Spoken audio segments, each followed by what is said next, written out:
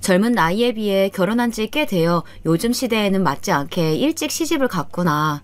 혹시 사고라도 친 건가 의아해하시는 분들이 있으실 거라 생각이 되는데요. 예상하시는 대로 전 23살이라는 어린 나이에 지금 남편과 속도 위반으로 임신을 하게 되었어요. 그렇게 이른 나이에 시집을 오게 된 저는 그 밖에도 사정이 있었는데요. 세상에 사연 하나 없이 살아가는 사람 없다고 하죠. 저 또한 지금껏 살아오며 여러 가지 일들이 있었지만 최근에 이렇게 사연을 보낼 만큼 기가 막힌 사건이 있었기에 용기 내어 제 얘기를 써보려고 합니다.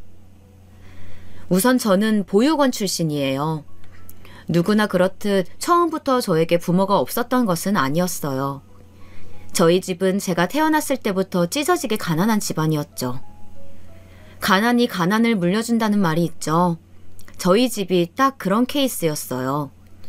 제 아버지는 할아버지의 막대한 빚을 갚느라 하루도 쉼없이 일을 해야 했고 엄마도 다를 바 없이 밤낮으로 일을 해야만 했습니다. 그런 가난한 집안의 장녀로 태어나 4살 터울의 여동생을 두고 있었고 하루하루 밤낮으로 일을 하시는 부모님을 대신해 동생을 보살피고 살뜰하게 챙기며 힘겹게 살아가고 있었어요. 그러다 제가 10살쯤 될 무렵 아버지는 끝없는 가난에 참다 못해 술을 찾게 된 것인지 날마다 술에 잔뜩 취한 채 밤늦게 들어오셨고 어느 날부터는 술에 취해 들어오는 날이면 엄마를 때리기 일쑤였습니다. 그렇게 저희 가정에 불화가 일어나기 시작했어요. 부모님은 매일같이 다투었고 오래된 방 2칸짜리 빌라에 살던지라 방음도 잘 되지 않았기에 밤마다 시끄럽다며 이웃 주민들에게 민원도 끊임없이 받았었죠. 그래도 옆집에 사시는 아주머니는 그러한 저희 집안 사정을 어느 정도 아시곤 저와 동생을 가엾게 여겨주셨어요. 하지만 저희 사정을 잘 모르던 주민들은 저희 집에 종종 찾아와 조용히 해달라는 말을 하곤 했죠. 그럴 때마다 서로에게 삿대질을 하며 싸우기 바빴던 부모님을 대신해서 제가 고개를 조아리며 사과를 하였고 어렸던 동생은 제 치맛자락을 붙잡으며 울어댔었어요. 그뿐만이 아니었습니다.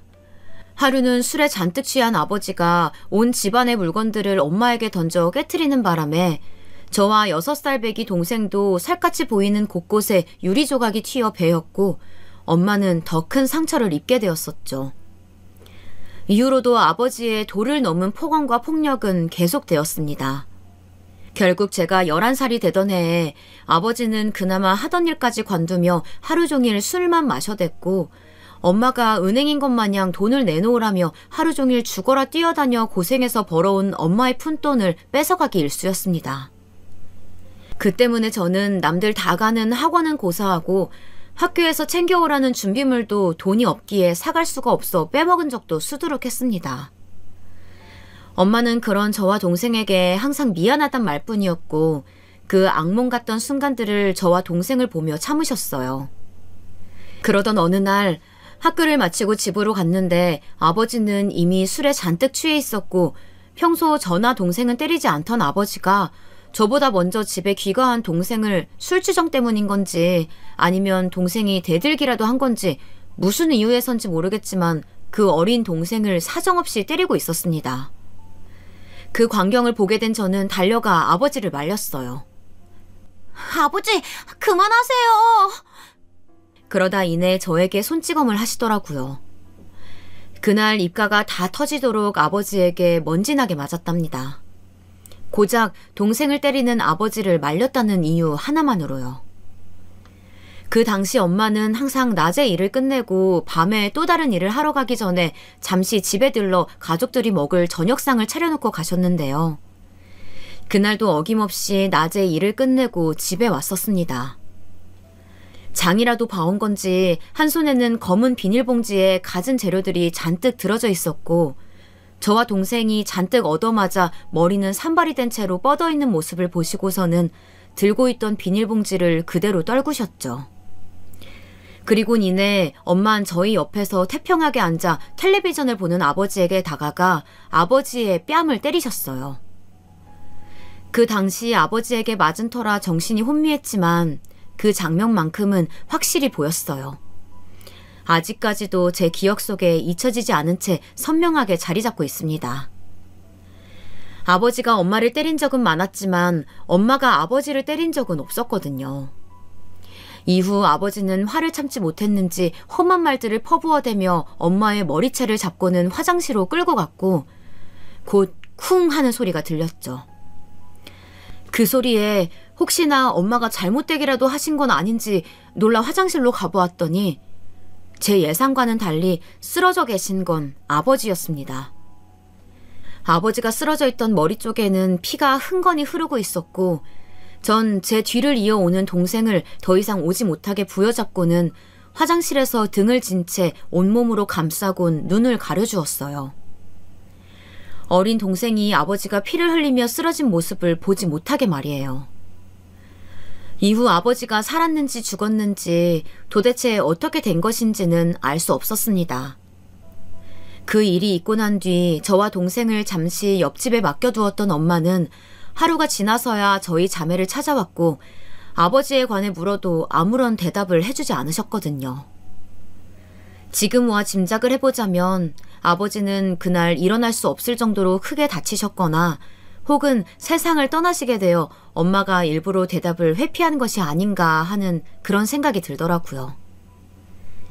그렇게 그 일이 있고 난 다음 날 엄마는 옆집에 잠시 있던 저와 동생을 찾아 데리고 나와 난생 처음 보는 곳으로 떠났습니다.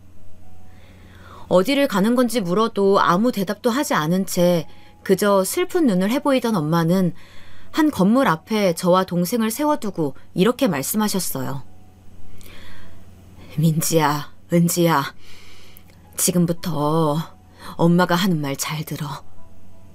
너희는 여태껏 살아왔던 가난은 모두 잊고 새로 시작하는 거야. 엄마도 아빠도 모두 잊고 이곳에서 새롭게 시작해야 돼. 민지가 언니니까 은지 좀 잘 챙겨주고 앞으로는 민지가 엄마 대신이라는 거 잊지 마. 저는 그 말을 듣는데 비록 11살이라는 어린 나이임에도 알 수 있었어요. 엄마가 저와 동생을 버리려고 하는 것을요. 엄마의 말에 그저 눈물을 뚝뚝 흘리며 고개를 끄덕여 보였고 제 말에 저와 동생을 품에 안으며 엄마는 울먹이는 목소리로 말을 이어나갔어요. 엄마가 너무 미안해. 이런 못난 애미는 있고 부디 좋은 새부모님 만나 새 출발하렴. 그 말을 마지막으로 저와 동생에게 등을 보이곤 반대편 길로 뛰어가는 엄마의 뒷모습을 마지막으로 저는 더 이상 엄마를 볼 수 없었습니다. 제가 눈물을 흘리니 저를 따라 우는 동생을 겨우 끌어안으며 엄마의 마지막 뒷모습을 제 눈에 사라지기 전까지 하염없이 울며 바라만 보다 그 건물 안으로 들어갔어요. 그리고 제 예상대로 그 건물은 보육원이 맞았죠. 그렇게 저와 동생은 보육원 생활을 시작했답니다.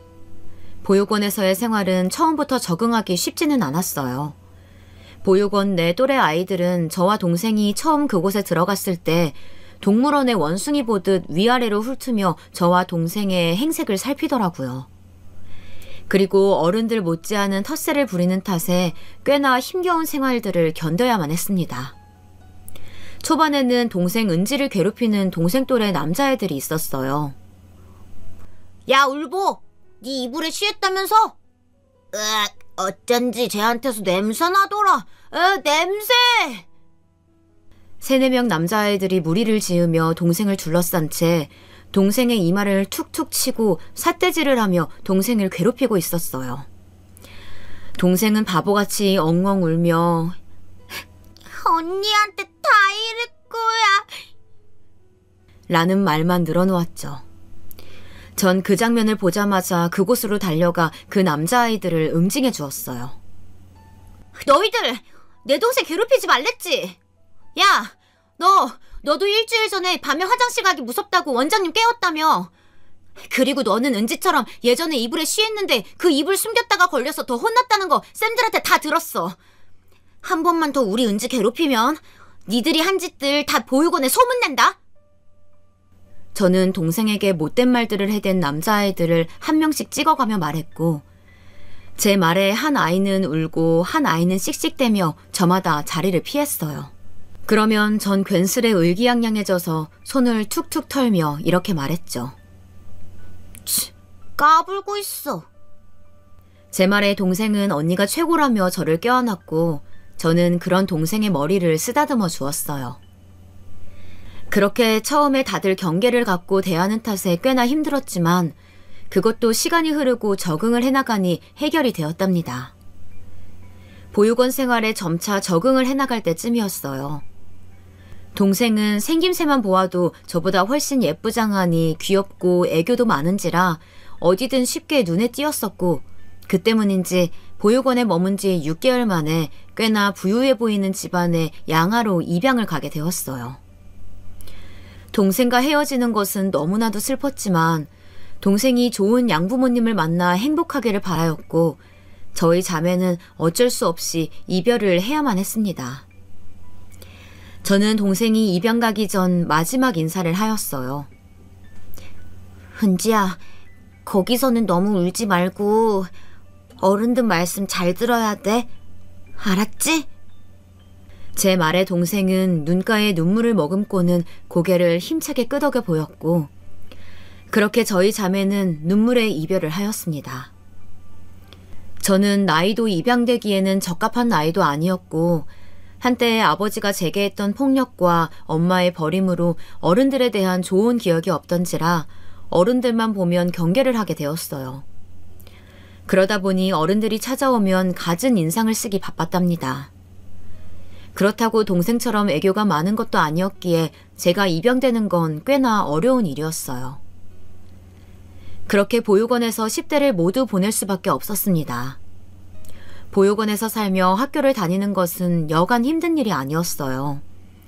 처음엔 친하게 지내자며 스스럼 없이 다가온 친구들도 있었습니다만 친해졌다 싶어 제가 보육원에 산다는 얘기를 솔직하게 다 털어놓으면 친하다 생각했던 친구들도 하나같이 저를 멀리하더라고요.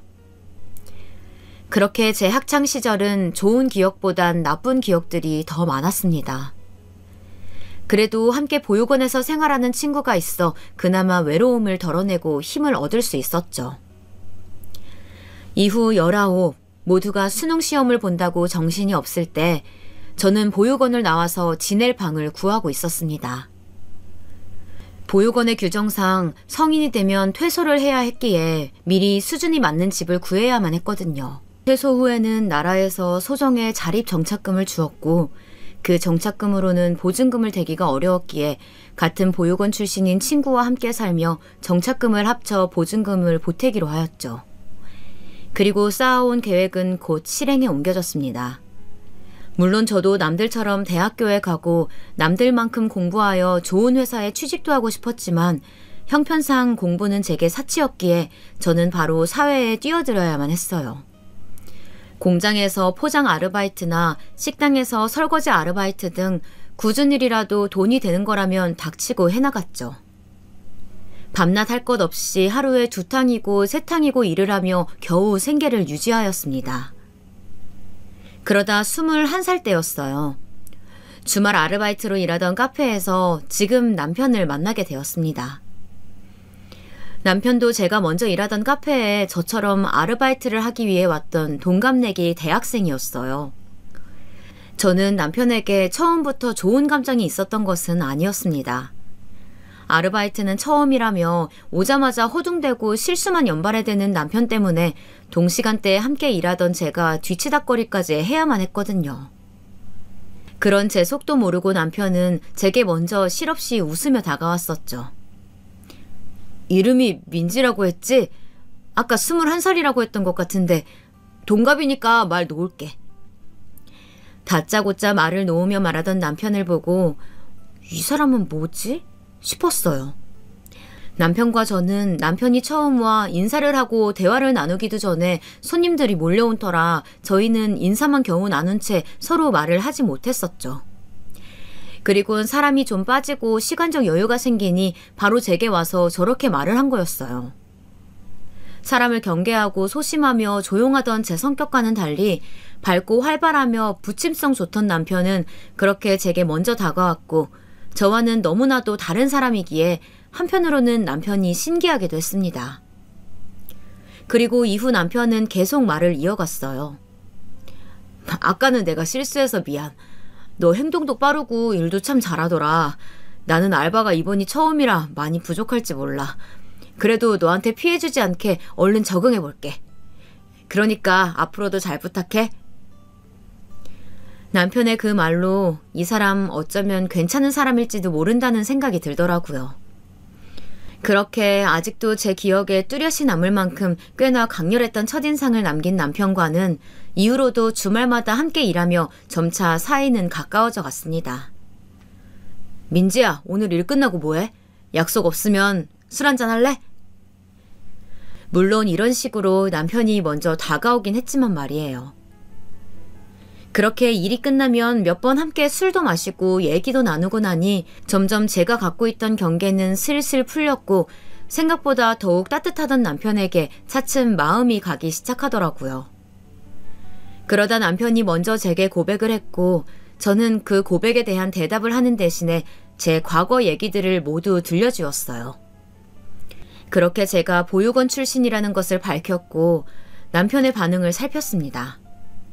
학창시절 때부터 제가 보육원에 산다고 하면 가까이 지냈던 친구들도 저를 멀리하여 큰 상처를 받았던 기억이 있었기에 그 실체를 알게 된 후의 반응이 두려움으로 남아있었고 그 때문에 학창시절 친구들이 그랬듯 제 얘기를 들려주면 이 아이도 저를 멀리할까 두려웠어요.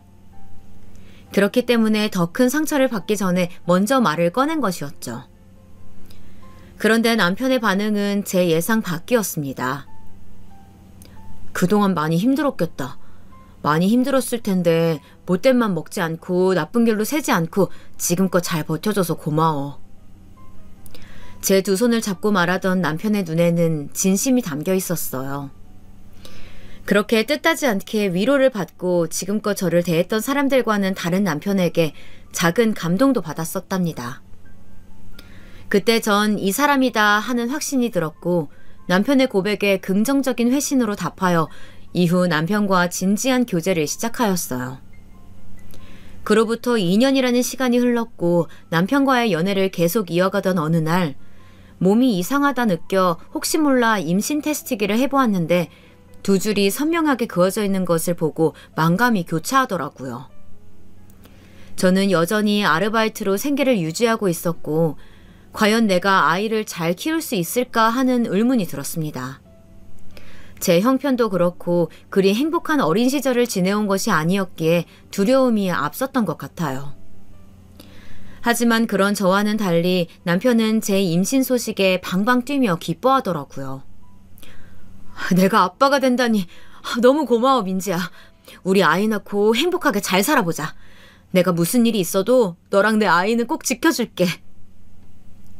자신이 꼭 저와 아이를 지켜주겠다며 당찬 포부를 내뱉는데 그리 썩 믿음이 가지는 않았습니다. 남편도 저처럼 고작 23살이었고 군대도 다녀오지 않은 대학생이었기에 걱정이 안 될 수가 없었죠. 이후 병원을 찾아 초음파 검사를 통해 임신 4주차에 접어들었다는 의사의 말과 초음파 사진도 받아볼 수 있었고 함께 병원에 간 남편은 그 사실을 집에 알렸습니다. 소식을 들은 뒤 남편 집에서 저를 한번 보고 싶다고 하였다며 저를 집에 초대해 주어 남편과 교제 당시 처음으로 집에 가보았어요. 남편은 어렸을 적 일찍이 엄마를 여의고 아빠와 하나밖에 없는 형제인 2살 터울의 동생과 함께 살고 있었습니다. 처음 시아버님을 뵙는 자리에 나름 단정하게 옷도 골라 입고 화장도 하며 신경 써서 집으로 찾아갔죠. 떨리는 마음을 안고 집안에 발을 들여놓는데 현관 앞에 시아버님이 마중 나와 저를 환영해 주셨어요. 저도 미리 준비한 선물을 드리며 인사를 드렸죠. 처음 뵙겠습니다. 김민지라고 합니다. 그래요. 반가워요. 나는 재민이 아비랍니다. 안으로 들어와서 편히 앉아요. 어찌 보면 딱딱할 수도 있는 그 인사를 밝게 웃으며 받아주던 예비 시아버지는 반갑다며 악수를 청하였고 곧 저를 거실 안으로 안내해 주었어요. 남편의 집안은 남자 셋이 사는 것으로 보기 어려울 정도로 깨끗하고 넓었어요. 재민이한테 얘기를 들었는지는 모르겠지만 재민이 중학생 때 안 사람을 떠나고 홀로 아들 둘 키우느라 웬만한 식사는 거의 나가서 사 먹거나 배달을 시켜 먹어요. 종종 도우미 아줌마가 와서 집도 치워주고 밥도 차려주곤 하는데 오늘은 아줌마가 오는 날이 아니어서 밥도 없네. 원래는 따뜻한 밥이라도 한 끼 대접해야 하는 건데 미안해서 어쩌나. 저는 괜찮습니다. 너무 신경 쓰지 않으셔도 되세요. 그래도 이건 경우가 아니지. 내가 다음에 나가서 고기라도 사줄 테니까 같이 외식이라도 해요. 네, 감사합니다. 저는 아버님의 말에 미소를 띄우며 감사하다 전했고 아버님도 흡족한 듯 웃어 보이셨어요. 이후 주방에 계시던 도련님이 주스를 건네주며 남편과 닮은 미소로 제게 인사를 건네었고 저는 감사하다며 주스를 건네받아 함께 인사하였죠. 이후 도련님은 오늘 만나서 반가웠다며 다음에 또 보자는 말을 남기곤 약속이 있다며 집을 나갔어요. 제 걱정과는 달리 모두 따뜻하신 분들인 것 같아 조금은 안심이 되었죠. 또 편하게 맞아주어 조금은 긴장을 풀 수 있었답니다. 이후 아버님은 제게 먼저 이것저것 물어오셨어요. 처음 대화는 좋아하는 음식이나 취미 같은 가벼운 말들로 시작했다가 이내 제가 제일 민감하게 생각하는 부분을 물어보시기 시작하시더라고요. 그래서 민지양, 부모님은 무슨 일을 하시나? 아무래도 남편이 제가 보육원 출신이라는 얘기를 하지 않은 걸로 보였어요. 저는 제 맞은편에 앉아있는 남편을 잠시 째려보며 조심스레 말을 꺼냈습니다. 아, 사실 제가 보육원 출신이라 부모님이 안 계셔요. 제 말이 끝나자마자 시부의 표정은 순식간에 어둡게 변했고 당황하는 듯 보였어요. 아, 그럼 고아인 건가? 고아는 아니었지만 가정 형편이 좋지 않아서 결국 어머니가 보육원에 저를 맡기셨어요. 저는 최대한 포장해가며 말을 이어갔고 여전히 표정이 좋지 않으시던 아버님은 헛기침을 내뱉으며 다음 질문을 이어갔습니다. 그렇구만. 그럼 지금은 무슨 일을 하고 있나? 아, 재민이랑 동갑이니까 아직 대학생이려나? 남편은 아버님께 저에 관한 얘기를 일체 하지 않은 것인지 어째 저에 대해 아는 것이 하나도 없었어요. 저는 아버님의 말에 또다시 조심스레 답을 해야만 했습니다. 아니요. 형편상 대학에 갈 수가 없어서 대학교는 가지 못했습니다. 현재는 이런저런 알바를 하면서 돈을 벌고 있어요. 제 말에 이제는 얼굴에 인상까지 쓰며 아버님은 마시던 주스잔을 내려놓았고 소파에서 일어나 처음 저를 맞이했을 때와는 전혀 다른 차가운 말투로 말씀하셨습니다. 미안하지만 민지양, 오늘은 이만 돌아가야겠어요. 재민이 너는 안방으로 들어오고. 이후 아버님은 안방으로 들어가 문을 쾅 닫아보였고 남편은 어쩔 줄 몰라 하며 제게 미안하지만 먼저 들어가 보라며 연락하겠단 말을 남기곤 아버님을 따라 안방으로 들어갔어요. 남편이 안방에 들어가자 안방에선 아버님이 온 집안이 쩌렁하게 울릴 만큼 큰 소리로 남편을 추궁하더라고요. 너는 도대체 어쩌려고 보육원 출신인 고조리네랑 놀아난 거냐? 연애만 할 거면 연애로 끝내던가 왜 애까지 베게 해서 이 사단을 만드냔 말이야? 하늘에 계신 네 엄마가 알면 기함을 할 게 분명하다. 이런 반응을 예상하지 못했던 것은 아니었기에 그리 놀랍지는 않았어요. 하지만 다음 이어진 아버님의 말에 전 온몸에 돋는 소름을 피할 수 없었답니다. 그런데 뱃속의 아이는 네 아이가 확실한 거 맞는 거냐? 출신도 불확실한데 네 애가 맞는지 너도 잘 확인해봐. 제 뱃속 아기가 남편의 아이가 맞는지 묻는 시아버님을 보고 저는 과연 이 애를 낳고 이 집과 결혼을 하여도 괜찮을까 하는 의문을 품을 수밖에 없었어요. 더 이상 몰래 엿들어 괜히 혼자 상처받지 말고 집에 가야겠다 싶어 전 그곳을 빠져나왔고 이 얘기를 함께 사는 하나뿐인 제 친구에게 말해주었죠. 친구는 어느 정도 그런 반응이 이해는 간다고 하더라고요. 그래도 제가 꺼려지면 결혼은 다시 한번 생각해보라며 제 입장에서 한 번 더 생각해주는 친구에게 고마우면서 마음이 복잡하였어요. 그렇게 생각에 잠겨있는데 남편에게 연락이 오더라고요. 민지야, 아빠가 아까는 그렇게 먼저 보내서 미안했다고 조만간 밖에서 외식하자시네? 다음 주 주말에 시간 되냐고 물어보시는데 그날 일 끝나고 약속 따로 없지? 응, 약속이 없기는 한데 아버님이 나 마음에 안 들어 하시는 줄 알았는데. 아니야, 첫인상이 단정해 보이고 싹싹해 보인다고 마음에 드신다고 하셨어. 남편이 애써 시부를 포장하여 좋은 말만 하고 있다는 건 알고 있었습니다. 그렇게 주말 저녁으로 약속을 잡았고 시간은 빠르게 흘러 약속한 날이 되었어요. 여느 때처럼 주말에 일을 끝내고 약속한 고깃집으로 갔고 그곳엔 이미 아버님과 도련님이 고기를 굽고 계셨죠. 저는 두 분에게 인사를 드리고 자리에 앉았고 저희가 자리에 앉으니 기다렸다는 듯이 입을 여시는 아버님이었어요. 고기는 일단 내 알아서 시켰는데 괜찮지? 그럼요, 괜찮습니다. 제 말에 제 앞에 있는 앞접시에 다 구워진 고기들을 올려주며 시부는 말을 이어갔어요. 그래, 거의 다 구워졌으니 먹으면서 듣게나. 네, 이런 말 한다고 너무 서운하게 듣지는 말고 민지 양도 자식 낳고 키워보면 이해할 테니까 말이야. 사실 내가 며느리에 대한 환상을 갖고 있었던 건 아니다만 평균은 되기를 바랬었어. 그런데 워낙 기준에 못 미치니 원. 그런데 어쩌겠나. 이미 뱃속에 우리 집안의 핏줄이 자라고 있는걸.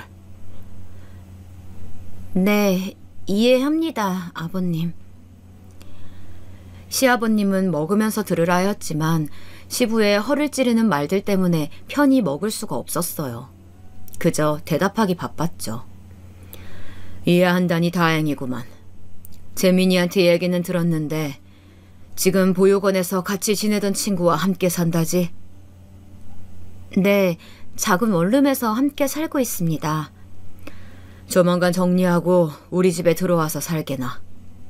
당장은 뭐 재민이나 민지양 둘 다 어리니 우리 집에서 함께 사는 걸로 하고 나중에 재민이가 좋은 곳에 취업해서 자리 잡아가고 애도 크게 되면 분가를 시켜주던가 할 테니까 말이야. 그리고 뱃속 아이한테 무리가 갈 수도 있으니까 아르바이트도 슬슬 정리하고 볼패가 불러올 테니 결혼식은 생략하고 혼인신고만 올리는 걸로 하고 뭐 원한다면 드레스 입고 결혼사진까진 찍게 해주겠네. 시부는 언제 얘기를 다 마친 건지 이미 모든 걸 다 계획하고 있었습니다. 생색이라도 내는 것처럼 결혼식은 어렵지만 드레스를 입고 싶으면 사진은 찍게 해주겠다며 말하는 모습이 말에 가시가 박혀있는 게 전처럼 따뜻한 말투는 아니었어요.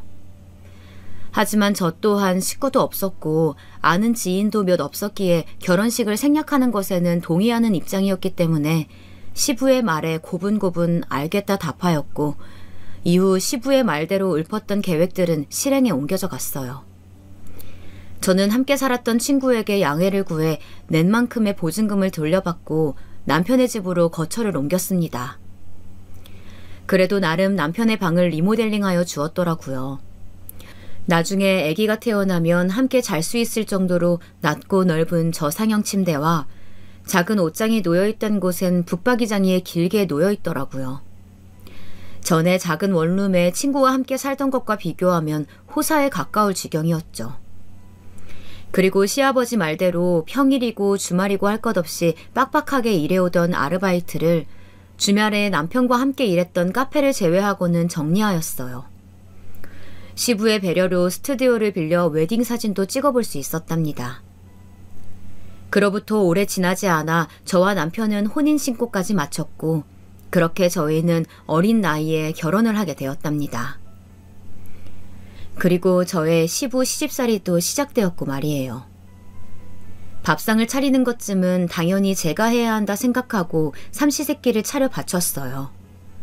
초반에는 시부나 도련님, 남편까지 모두 전에 항상 부실하게 먹어오다 제대로 된 밥을 먹게 되어 좋다며 미숙한 제 요리들을 그나마 맛있게 먹어주었어요. 하지만 얼마 안 가 입덧이 시작되었고 간을 제대로 보지를 못해 만든 요리들의 간들은 엉망이었죠. 세아가 오늘은 어쩐지 국이 짜구나. 아무리 요즘 입덧을 한다고 해도 너무 신경을 못 쓰는 것 아니니?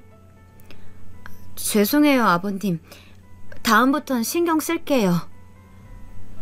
역시나 바로 시부는 그 부분을 지적하기 시작했어요.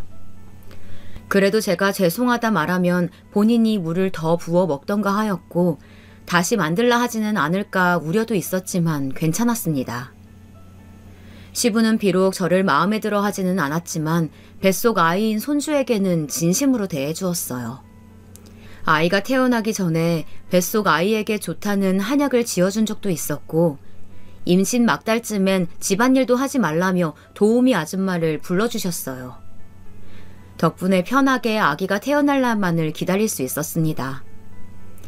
그리고 마침내 전 예쁜 딸아이를 보게 되었습니다.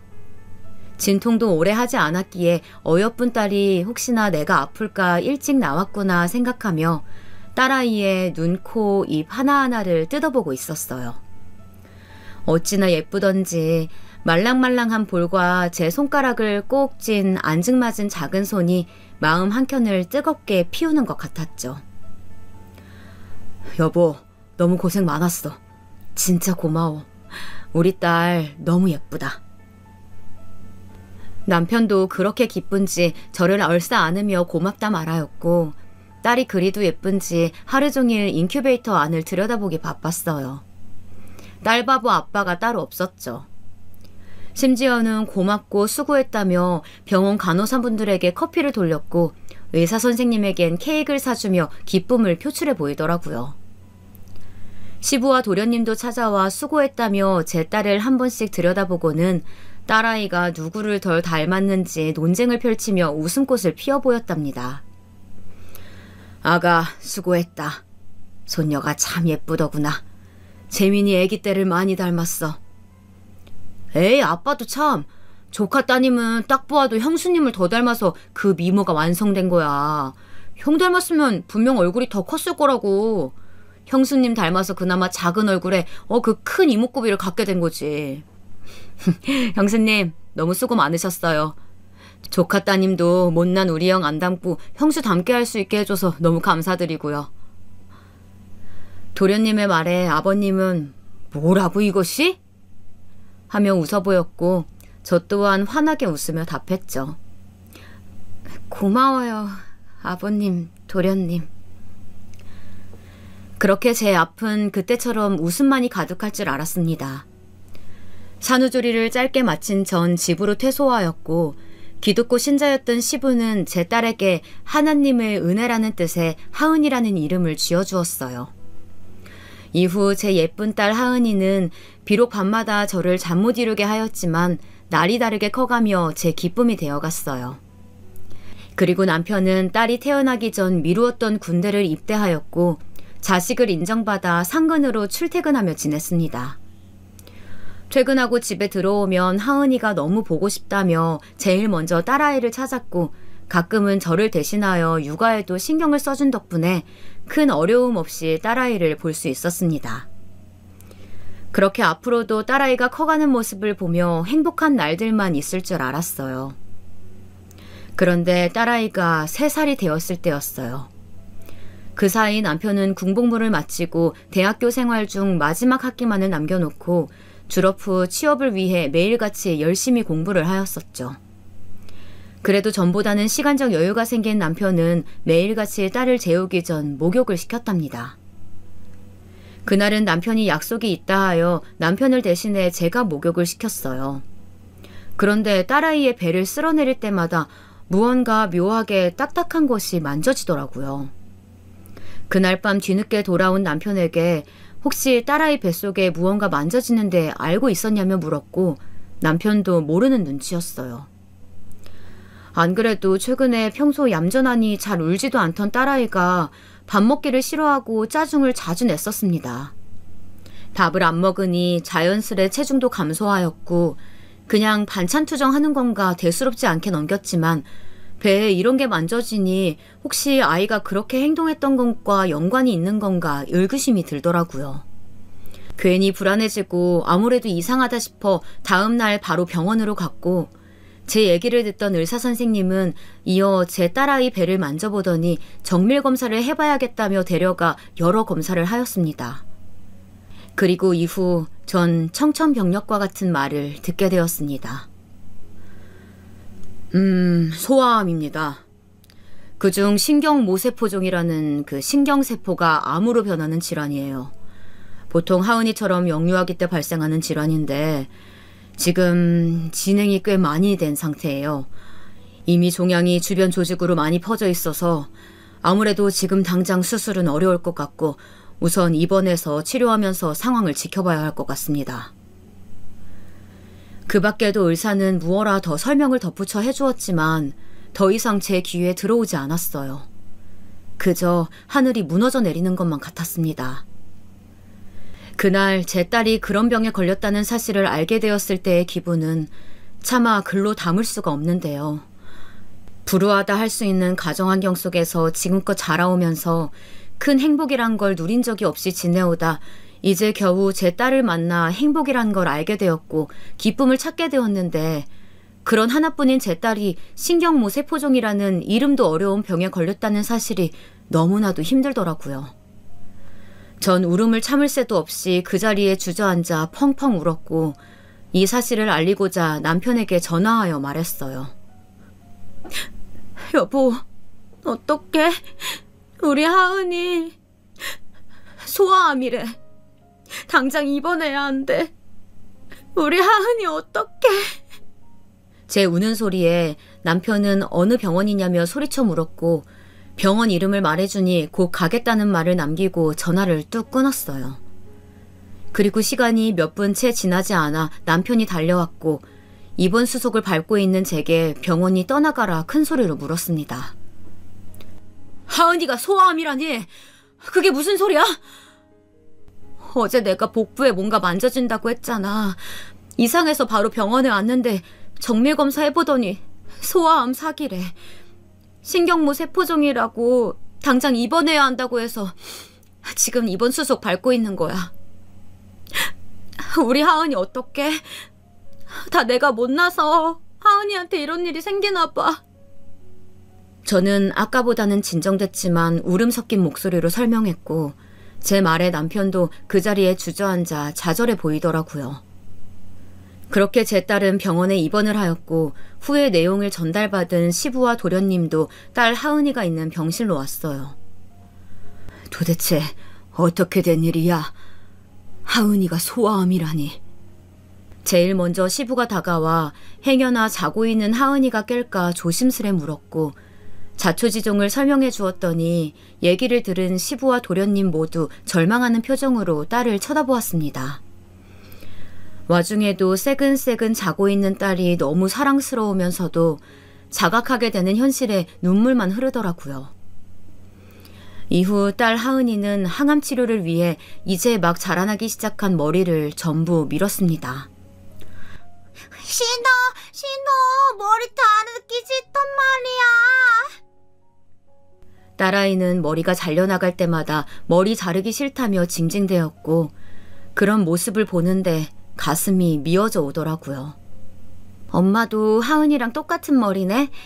이제 우리 하은이도 그만 울고 더 이상 아프지 않게 치료받자.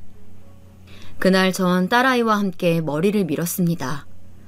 저도 똑같이 머리를 다 밀고 민머리인 모습을 보이자 딸이 좋다며 까르르 웃어 보였고 딸아이가 웃을 수만 있다면 제 머리카락 따윈 다 밀어도 상관없었기에 미용실 바닥에 떨어진 제 긴 머리카락들이 전혀 아깝지 않았어요. 그렇게 다 큰 어른들도 견디기 힘들다는 항암 치료를 시작하였습니다. 치료 내내 아프다고 울부짖었고 그럴 때마다 제 가슴은 찢겨져 나가는 것 같았습니다. 차라리 제가 대신 아팠으면 좋겠다며 몇 날을 울었는지 몰라요. 그런데 하루는 딸 하은이가 치료를 끝내고 와 겨우 잠든 모습을 보면서 옆에 딱 달라붙어 있다가 딸아이 병실 침대에 엎드린 채 저마저 잠이 들었어요. 그러다 딸 하은이의 작고 보드라운 손결이 제 눈가를 스치는 게 느껴져 잠에서 깼습니다. 엄마, 웃지 마세요. 이제 막 입을 때 짧은 문장으로 말을 할 수 있었던 하은이는 제가 자면서 눈물을 흘렸는지 혀 짧은 소리로 말하며 제 눈물을 닦아주고 있었어요. 그 광경을 보는데 제가 어찌 울 수가 있겠습니까? 알겠어. 우리 하은이. 엄마 이제 안 울게. 우리 하은이 너무 예쁘다. 이렇게 엄마 눈물도 닦아주고 고마워요. 하은 공주님. 겨우 눈물을 참으며 딸의 볼에 뽀뽀를 했고 딸은 간지럽다며 까르르 웃는데 천사가 따로 없었어요. 그 후로도 어린 딸은 병과 싸우기 위해 오랜 병원 생활을 하며 치료를 받았습니다. 안 해본 치료가 없을 정도로 하라는 치료는 모두 해보았지만 도통 나아질 기미가 보이질 않았어요. 그로부터 얼마 지나지 않아 제 딸아이는 병실에서 4살 생일을 맞이했습니다. 다른 집 아이들처럼 가정집이나 유치원에서 또래 아이들을 불러 성대한 생일 파티를 열어주고 싶었지만 현실은 작은 병실에 축하해주는 사람이라곤 시댁 식구들과 남편 그리고 제가 다였죠. 선물이라곤 남편이 사온 뽀로로 케이크와 하은이가 전부터 좋아하던 캐릭터 인형이 전부였어요. 앙증맞은 축하 왕관을 머리 위에 올려쓰곤 생일 축하 노래에 맞춰 모두를 따라 작은 손을 부딪히며 흥겹게 박수를 쳐 보이던 하은이는 4개의 촛불도 한 번에 불 힘이 안 나는지 3번에 걸쳐서 불어 겨우 껐고 이내 혀 짧은 소리로 저희를 보며 말했어요. 엄마, 아빠, 아버지, 삼촌, 고맙습니다. 식구들 한 사람 한 사람 눈을 마주치며 말하는데 그 모습이 어찌나 예쁘던지 절로 미소가 지어졌어요. 그날만큼은 오랜만에 딸아이 덕분에 식구들 모두 웃음꽃을 피워 보였답니다. 그리고 딸의 생일이 얼마 지나지 않아 하은이는 제 핸드폰으로 어린이 영상을 시청하더니 딸을 지켜보고 있던 저와 남편에게 말하더라고요. 엄마, 아빠, 사랑해요. 난생 처음 듣는 딸아이의 사랑한다는 말에 저뿐만 아니라 남편도 감동을 받았는지 눈시울을 붉혔어요. 저 또한 눈물을 겨우 참으며 엄마 아빠도 너무너무 사랑해. 이렇게 말해주며 딸을 감싸 안았습니다. 그것이 제가 처음이자 마지막으로 들은 딸아이의 사랑 고백이었어요. 그로부터 얼마 뒤에 결국 제 천사보다 어여쁘고 사랑스럽던 딸 하은이는 4살이라는 너무나도 어린 나이에 9개월이라는 긴 투병 끝에 하늘나라로 떠나게 되었습니다. 딸을 보내주는 동안 얼마나 울부짖었는지 눈은 실핏줄이 다 터졌고 목은 다 쉬어버렸어요. 남편은 물론이고 절대 울지 않을 것 같던 시부도 눈물을 보이더라고요. 이 땅에서 큰 빛을 보기도 전에 떠나버린 하은이가 부디 그곳에선 아프지 않기를 기도하며 딸을 영원히 제 가슴속에 묻어두고 있었습니다. 언젠간 다시 만나리라 굳게 믿고선 말이에요. 이후 저희 식구들은 떨어지지 않는 발걸음을 겨우 떼어내며 집으로 향했습니다. 딸아이가 병원에 있는 동안 저도 계속 병원에 있었기에 오랜만에 돌아간 집은 왠지 낯설게 느껴지더라고요.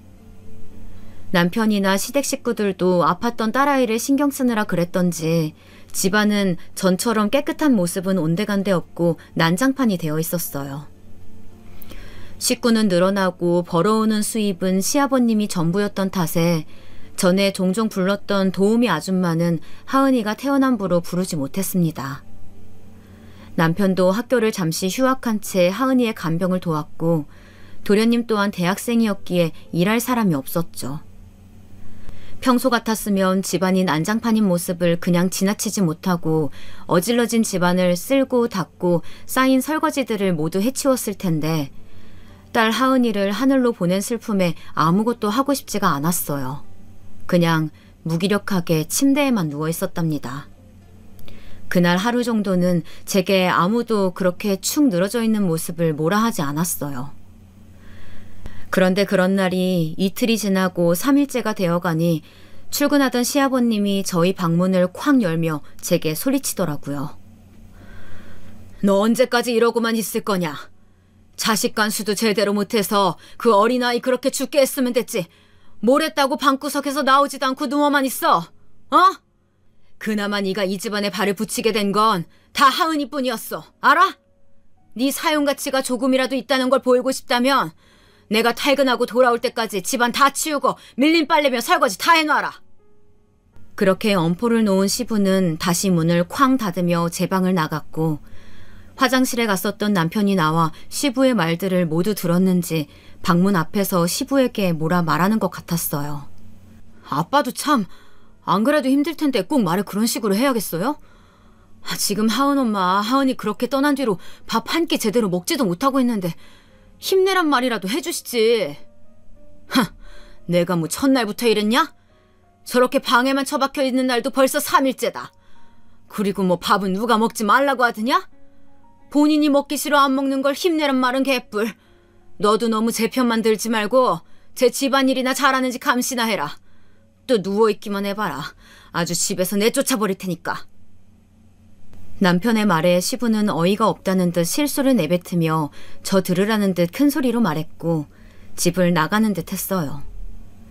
그리고 시간이 조금 더 지나 주방에서 우당탕대는 소리가 들리더니 남편이 죽을 든 쟁반을 들고 와 방으로 들어오더라고요. 여보, 내가 죽 좀 써왔어. 맛있을지는 모르겠지만 조금이라도 먹자. 나는 괜찮아. 좀만 쉬다가 아버님 말대로 집 좀 치울게. 내 걱정은 말고 당신이나 밥 먹어. 그러지 말고 한술이라도 뜨자. 이렇게 해온 정성도 있는데 한 입도 안 먹어줄 거야? 남편이 그 말을 하며 흰 죽을 한술 떠 제 입에 가져다 대었고 저는 어쩔 수 없이 죽을 조금씩 먹어 보였습니다. 어이구, 잘 먹는다. 남편은 아이 달래듯 한 입씩 죽을 먹는 저를 보며 말했고 뒤이어 그나마 지금까지 제게 힘을 줄 수 있을 만한 위로의 말들을 하였어요. 여보, 그동안 당신이 하은이 간호에 얼마나 힘썼는지 잘 알아. 얼마나 힘든지도 알고. 나도 하은이 아빠잖아. 나도 하은이 그렇게 보내고 마음이 너무 안 좋아. 하지만 우리가 이렇게 계속 슬퍼하고 늘어져 있는 모습만 보이면 하늘에서 하은이가 얼마나 한심하게 보겠어. 그러니까 지금부터라도 씩씩한 모습 보여주자. 알겠어. 고마워. 남편의 이러한 따뜻한 말이나 행동 하나하나가 제게 위안이 되었고 큰 힘이 되었어요. 그날 남편의 그 따뜻한 말 한마디가 아니었다면 전 더욱 우울의 늪에 빠져 무기력하게 있었을지 모릅니다. 그런 남편에게 지금까지도 고마워하며 살고 있습니다. 이후 남편의 황송한 보살핌에 죽을 한 그릇 다 먹을 수 있었고 남편이 도와주어 집안을 모두 치울 수 있었어요. 하지만 시부는 하라는 대로 다 치웠음에도 떨떠름한 표정이었고 시부가 저를 무시하고 천대하는 태도는 날이 갈수록 심해져 갔습니다. 그래도 항상 제 편이었던 남편이 있었기에 지금껏 잘 버티며 살 수 있었어요. 그렇게 딸이 떠나고도 시간은 무색하리만큼 빠르게 흘러갔습니다. 남편은 그새 대학을 우수한 성적으로 졸업하여 원하던 기업에 취업할 수 있었고 좋은 업무 성과도 내며 꽤나 각광받는 회사의 직원으로 성장해 갔습니다. 머리가 좋았던 도련님도 꾸준히 좋은 성적을 내며 대학을 졸업하여 해외 연수도 다녀왔고 최근에는 국내에서 제일 가는 대기업에 들어갔어요. 모두 각자의 위치에서 좋은 모습을 보였지만 저는 여전히 집에서 살림만 하는 전업주부로 살고 있었죠. 시부는 그런 저에게 전보다 더 심한 히스테릭을 부렸습니다. 반찬 투정은 기본이고 쫓아다니며 살림 곳곳을 잔소리에게 바빴답니다. 얘 애미야, 넌 지금 이걸 다림질했다고 내놓은 게냐? 시간이 몇 년이 흘렀는데도 어찌 살림이 전혀 늘지를 않아? 아휴, 쓸모없는 것. 집에서 빈둥빈둥 놀면서 고작 다림질하라고 했더니 그마저도 못하고. 끝내 혀를 차던 시부는 다림질이 잘 되어 제가 볼 땐 멀쩡하기만 한 셔츠를 제 얼굴에 던져 보였어요. 남편이 있을 때는 눈치를 보는 것인지 그나마 덜한데 남편이 없을 때면 이렇게 막말을 퍼부어대었죠. 그래도 몇 년 그렇게 히스테릭을 다 받다 보니 그런 막말쯤은 참을 수 있었어요. 그런데 이후 도련님이 결혼할 여자를 인사시키러 온다는 날이었습니다. 시부는 제게 호되게 당한 기억이 있다며 인사시키러 오기 전 도련님에게 그 여자는 뭐하는 여자며 부모님은 두 분 다 계신지를 먼저 묻더라고요. 아빠도 참, 그런 게 뭐가 중요해요. 사람 됨됨이가 우선이지. 제 여자친구는 의사예요. 부모님 두 분 다 서울에 살고 계시고요. 아빠, 혹여나 제 여자친구 왔다고 형수랑 비교하고 그러지 마세요. 아셨죠? 의사라고? 네가 아주 여자 보는 눈은 네 형보다 훨배 낫구나. 그래, 그래서 언제 인사를 온다는 거냐? 도련님의 무릎에 답은 않고 그저 의사라는 말에 해벌쭉하며 좋아하는 시부에게 조금씩 정이 떨어지더라고요. 도련님은 이어 다음 주 주말에 올 거라며 자세한 날짜와 시간은 다음 주에 말해주겠다 전하였어요. 그렇게 시간이 흘러 의사인 예비동서가 첫인사를 오는 날이었어요. 넌 우리 집에 수치니까 나가 있어. 제게 예비동서가 오면 먹을 과일을 미리 깎아놓으라며 시킨 시부는 오갈 데 없는 저를 이렇게 내쫓았어요. 하필이면 그날 남편 회사에 일이 있어 남편은 집에 없었고 기어코 저를 현관 문 앞까지 밀어내보내며 면박을 주는 시부였습니다. 어떻게 해야 하나 발을 동동 구르고 있는데 때마침 엘리베이터에서 문이 열렸고 도련님과 예비 동서로 보이는 온몸에 기품이 서려있는 젊은 여자분이 내렸죠. 그리고 도련님은 문 앞에 서 있는 저를 보더니 제게 와 물었어요. 형수님, 왜 안에 안 계시고 밖에 나와 계세요? 그 말에 전 아무 대답을 할 수가 없었습니다. 차마 예비 동서가 보는 앞에서 아버님에게 쫓겨났다 말하기에 꺼려졌기 때문이죠. 그런데 저를 빤히 바라보던 예비 동서가 대뜸 제 두 손을 잡고 묻더라고요. 저 혹시 성함이 김민지 맞으세요? 네, 그런데 저를 어떻게... 제 말이 끝나기도 전에 오열을 해보이던 예비동서는 이내 말을 이었어요. 그 말을 듣곤 저도 덩달아 오열을 할 수밖에 없었습니다. 언니 나야. 은지, 언니 동생 김은지. 인사를 하러 온 예비동서는 20년 전 헤어진 제 친동생이었습니다. 현재는 김은지가 아닌 다른 이름으로 살고 있더라고요. 어쩜 이런 우연이 다 있을까요? 20년 전 보육원에서 눈물의 이별을 하였던 동생을 이렇게 예비동서로 볼 줄은 꿈에도 몰랐는데 말이에요. 저는 20년 만에 만난 제 친동생을 얼싸 끌어안으며 지금껏 어떻게 지내왔는지 물었어요. 동생은 꽤나 부유한 집안의 양딸로 입양되어 지금껏 못 받았던 사랑을 듬뿍 받으며 자라왔었다고 합니다.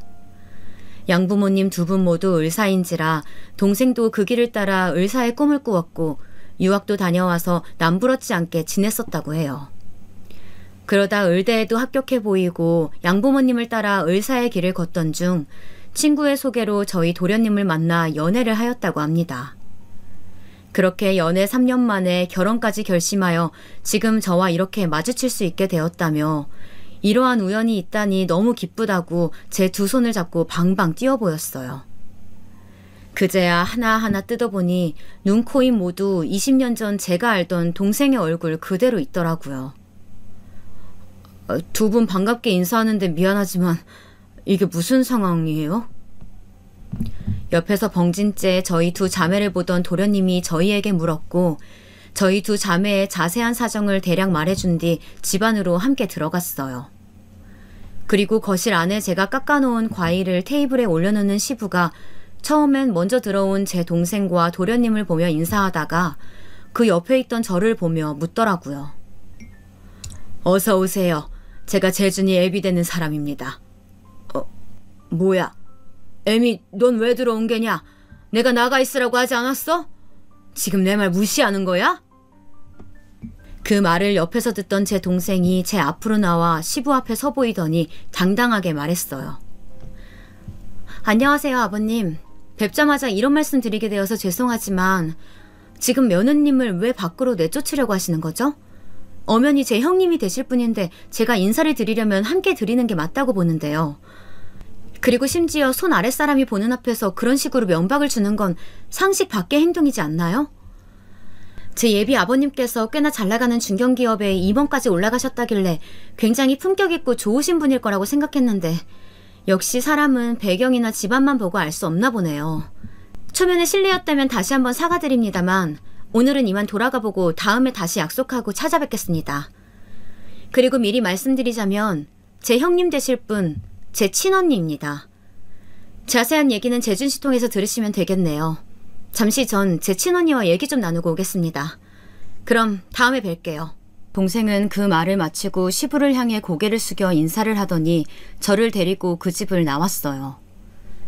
동생의 똑부러지고 통쾌한 그 말에 시부는 아무 말도 하지 못하곤 가만히 집을 떠나는 저와 동생을 바라보기만 하더라고요. 그렇게 동생 손에 이끌려 전 집 앞에 있는 카페로 갔고 동생이 지금껏 제가 어떻게 지냈길래 저런 수모를 겪고 있는지 물어 지금껏 있었던 일들을 모두 말해주었습니다. 10분을 넘게 말했던 것 같아요. 제 얘기가 끝나갈 때쯤 동생을 보니 동생의 눈은 어느덧 붉게 눈물이 차올라 있더라고요. 지금껏 너무 고생 많았어. 언니 많이 힘들었겠다. 조카인 하은이도 내가 조금만 더 일찍 왔더라면 볼 수 있었을 텐데 너무 가슴이 아프네. 동생은 저를 껴안고 등을 토닥여주며 말했어요. 동생의 위로 섞인 따뜻한 그 말에 전 다시 눈물을 흘렸습니다. 그런데 문득 저를 어떻게 바로 알아봤는지 궁금하더라고요. 그래서 눈물을 닦고 그 부분에 대해서 물었죠. 언니를 어떻게 못 알아보겠어. 아무리 많은 시간이 흘렀다고 해도 언니 그 오른 손등의 큰 점은 그대로잖아. 그 오른손으로 나 많이 쓰다듬어 줬었는데 그 오른손 보자마자 알았지, 언니라는 걸. 그제야 제 오른손이 보이더라고요.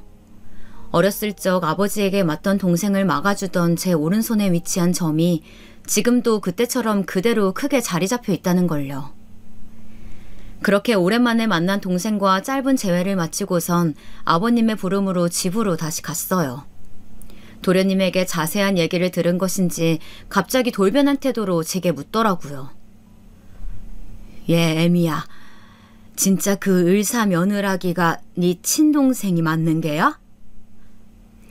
지금껏 저에게 말하던 태도와는 다른 사근사근하고 부드러운 말투와 목소리였어요. 전 맞다고 답하였고 제 대답에 지금껏 본인이 제게 막말하고 못되게 굴어 미안하다며 태세 전환을 해보이더니 동생에겐 이 집안에 대해 잘 좀 말해달라며 부탁하더라고요. 아무래도 을사 집안인 동생의 집안과 꼭 연을 맺고 싶어하는 것 같았어요. 저는 시부가 비록 못 믿어왔지만 알겠다고 했죠. 그렇게 기막힌 인연으로 전 제 친동생과 형님과 동서로 또다시 가족이 되었습니다. 지금은 제 남편에 이어 동생까지 두 눈 부릅뜨고 지켜보고 있기에 시부는 전처럼 저를 함부로 대하지 못하고 있어 비교적 전에 비해 편한 생활을 하고 있습니다. 제 동생을 만나게 한 건 혹시 하늘에 있는 제 딸이 제게 준 선물이 아니었나 싶어요. 현재 전 동생과 사이 좋은 동서지간으로 종종 서방님네와 함께 여행도 다니고 쇼핑도 하며 못 이뤘던 자매 생활을 이제야 이어가고 있어요. 그리고 무엇보다 최근에 제일 큰 소식은 제가 둘째를 임신했다는 소식입니다. 지금껏 무수한 일들이 있었고 비록 웃을 일보단 울었던 일들이 더 많았지만 현재 제 아픈 과거를 모두 씻듯 행복한 하루하루를 보내고 있어요. 제 사연을 듣고 많은 분들에게 위로와 감동이 되었으면 좋겠네요. 그럼 지금까지 제 긴 사연을 들어주셔서 감사합니다.